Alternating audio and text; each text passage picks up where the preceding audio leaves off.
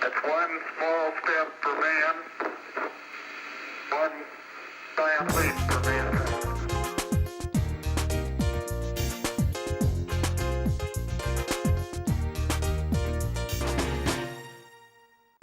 Bienvenue dans une nouvelle émission de La tête dans les étoiles et plus particulièrement, je vous dirais plutôt cette fois-ci, bienvenue sur la planète Mars. En effet, à l'Eurospace Center, nous venons d'inaugurer une Mars Walk.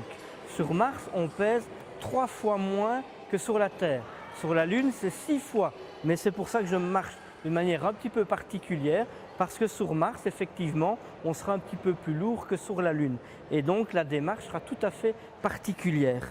Alors pourquoi évidemment parle-t-on de Mars maintenant? Parce que Mars c'est vraiment fait la une de tous les médias pour l'instant. On y a fait des découvertes sensationnelles, mais aussi bien sûr on a beaucoup parlé du fameux film Seul sur Mars que vous avez certainement été voir bien entendu. Le film Seul sur Mars est absolument extraordinaire. Je ne sais pas vous, mais moi en tout cas, pendant les 2h30 que le film a duré, j'étais cramponné à mon fauteuil, à la fois en train d'encourager, à la fois plein d'émotions, en train de pleurer, de rire, parce que l'air de rien, le film est aussi plein d'humour. Il est aussi très réaliste. Bon, il y a des petites choses qui ne vont pas, bien entendu. Par exemple, au début du film, l'immense tempête dans laquelle est prise l'équipage, ça, ce n'est absolument pas plausible. Il y a du vent, bien sûr, qui souffle à la surface de Mars, des vents qui soufflent jusqu'à 300 km/h, mais pas 300 km/h comme chez nous sur la Terre.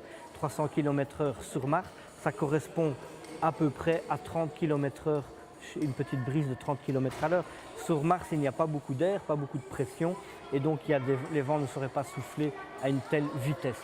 La fin du film est un petit peu tirée par les cheveux également, je vous le concède, mais théoriquement c'est faisable.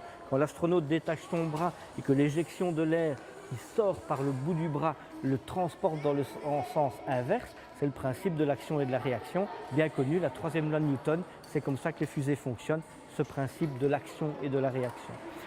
Mais autrement, il y a plein de choses tout à fait réalistes. Je ne sais pas si vous avez remarqué également, ils ont oublié quelque chose, les petits coquins. Ils ont oublié un buisson. À un moment donné, dans le décor, on voit un buisson. Un buisson sur Mars, ce n'est évidemment pas possible. Ça, c'est une petite erreur qu'on leur pardonne bien volontiers. Mais notre astronaute, seul sur Mars, comment va-t-il faire pour survivre pendant 2 ans, le temps qu'on vienne le rechercher? Et ça, c'est tout à fait réaliste. La base martienne est extraordinaire. L'architecture, son ergonomie, les sas d'entrée, le côté radio, le côté scaphandres spatiaux, le vaisseau mer aussi, le vaisseau spatial qui fait le voyage Terre-Mars ou Mars-Terre est absolument merveilleux. Les concepteurs du film ont même pensé à recréer, et ce sera le cas quand on ira vraiment sur Mars, une zone du vaisseau spatial où on recrée donc la force de gravité pour que les astronautes puissent tenir le coup pendant 6 mois et être en pleine forme évidemment au moment où ils vont poser le pied à la surface de Mars. Et donc grâce à la force centrifuge, il y a une partie du vaisseau spatial qui tourne sur lui-même. Il est bien recréé dans le film et on voit les astronautes qui marchent sur le sol, qui ne sont plus en apesanteur quand ils arrivent dans cette zone-là. Tout ça est tout à fait crédible. Voilà, j'espère que ce petit voyage sur Mars vous aura plu. À bientôt pour une nouvelle émission de La tête dans les étoiles.